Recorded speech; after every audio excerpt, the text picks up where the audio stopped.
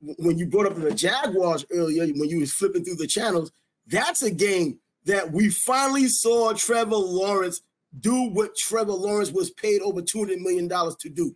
He finally threw the ball. His indecisiveness and his accuracy certainly was displayed. His accuracy was displayed. His indecisiveness wasn't there. He was decisive. Even under duress, he was still making the throws. I don't know what changed. I know people wanted to make excuses. Well, Anthony Richardson's not playing in this game. It's Joe Flacco. Joe Flacco gave them the better chance to win. Anthony Richardson is not a good quarterback. I said it last year as a rookie. I said it when he came out of Florida. They still took him. They don't listen to me. But he looked really good yesterday. Tank Bigsby may have taken Travis Etienne's running back spot. Christian Kirk catching the ball well. Thomas, the rookie, coming in, catching big passes. It looked great. The defense now, the secondary, Pierce just lit them up like they weren't even there. And they blew it. And I got a little giddy because I won some games in the parlay. So I'm like, yo, let me throw some money in this game. Maybe it should be a good game. 3.5. And in the fourth quarter, the Jaguars lose 24-17. In the fourth quarter, that's a whole game. This is just the fourth quarter. They lost 24-17. But because they had that bigger lead early is why they won the game. The Jaguars finally looking like a legitimate team with a quarterback if Trevor Lawrence can show that consistency moving forward.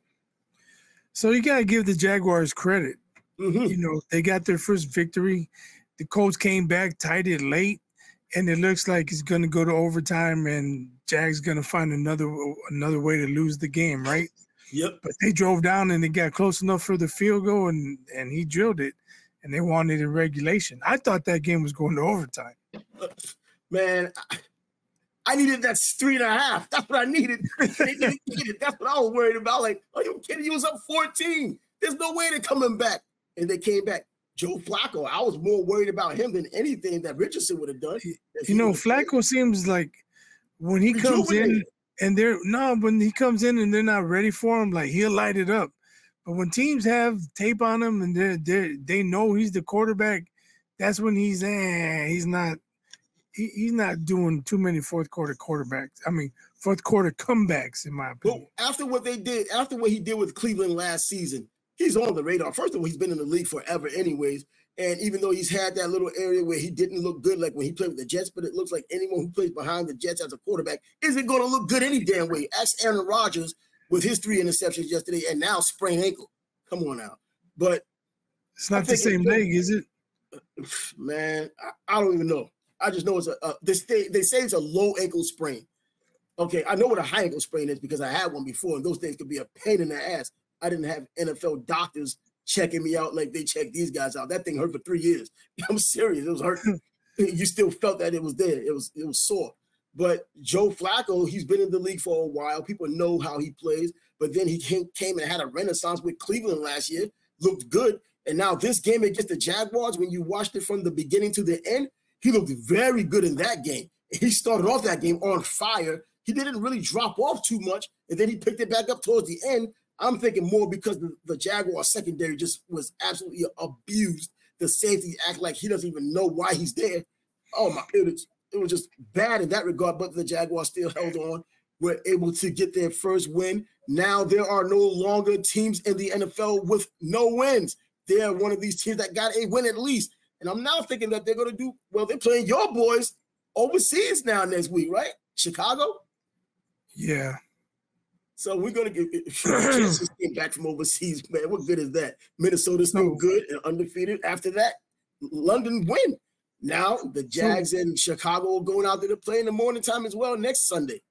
What are they saying about Aaron Rodgers? Because you mentioned his 3 picks, but I didn't see all of them. But that last one, that ball was so poorly underthrown. That was a terrible pick, and they're right there on the verge of being able to take the lead. It's not like it was a 50-yard bomb. See, last week I was talking about the offensive line being bad, and they are still bad. I thought they would be better this year, but they aren't. I don't know, man. It has to be an age thing. I guess even with that ankle sprain, he can't get the push off of it that he needs to get the ball out there the way he wants to. That has to be a point that they at least brought up today or after the game about the ankle sprain.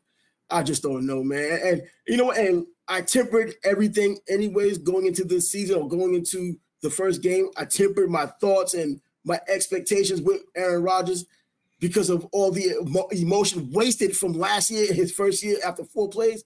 And I was like, you know what, whatever he gives us, he gives us. I would not want to see Tyrod Taylor if there's a chance for him to get in. I wouldn't be upset with that. You know, I get what I can get out of, if I'm a Jets fan, get what I can get out of Aaron Rodgers. If he can't deliver or if he gets injured again, I have no problem having a capable Tyrod Taylor coming in and playing for him and letting the defense continue to do what they're doing, even though they're getting run on more than they ever did last season. Well, we'll see. Bears are starting to run the ball better. Hopefully they can continue that trend. The play calling has been better. I think that's the biggest thing. Caleb Williams had a really good day yesterday. And people are going to say it's the Panthers. Yes, it was the Panthers. The Panthers won last week with Andy Dalton. Yeah, but I think the play calling has been much improved the last couple of weeks. Well, second half last week and then yesterday. They're running the ball better. They're getting Caleb out of the pocket. They're getting him moving. He's making good passes. So now the defense, they're not able to just pin their ears back and rush him. Yep. You can't send 7. You know, what the other teams were doing earlier, now they found a way to combat that. And Caleb Williams looks like he's starting to find a groove. So good job, Shane Waldron. Hopefully Caleb Williams continues to improve, and we'll see what happens, obviously. But I like the way things are going. I mentioned it last week. I like the play call in the second half, and I liked it again yesterday for the most part. They had a 4th and 1 where they made a dumb call on, but whatever. You're not always going to call the right play. Well, Caleb Williams, I think it was a matter of him getting adjusted to the NFL and them adjusting to his weaknesses and strengths as you go from game to game. You figure these things out. You can know but so much about a player before you draft him, even with all the film available. Now that he was in the preseason, now that they have games, real games, and him in the line of fire, they get to see what he works at best and what his weaknesses are and try to minimize those. And it seems like it's coming into play. And also he's now getting help from his teammates, specifically that running game. Just not too long ago, was it 2 weeks ago, we're talking about DeAndre Swift not being able to fall forward as a 6-foot guy. He's not even 6 feet. He can't even get 2 yards. He's getting 1.5 yards. Now he's opening up. Now he's giving defenses something else to think about. And it is taking pressure off of Caleb Williams. And he's throwing these passes, the one to DJ Moore yesterday. He has that all. That was never a question. Yeah, 2. Yeah, 2 to DJ. And what about the big one, that 34-yard one, right? Was it 37 or 34-yard one? One was a crossing that he ran for the bulk of it, but there was another one in the second half. He threw a dime. It was probably like a 28-yard touchdown, something like that.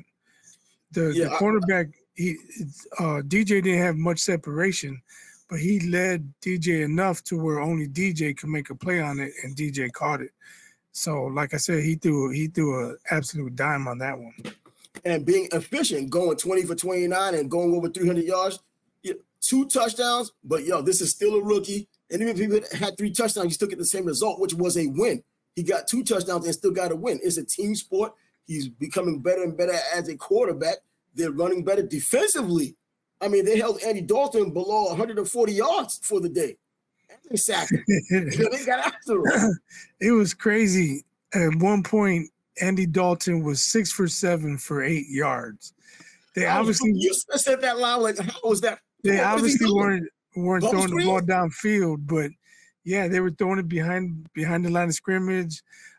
A check down to the tight end. Man, the Bears were all over that short game.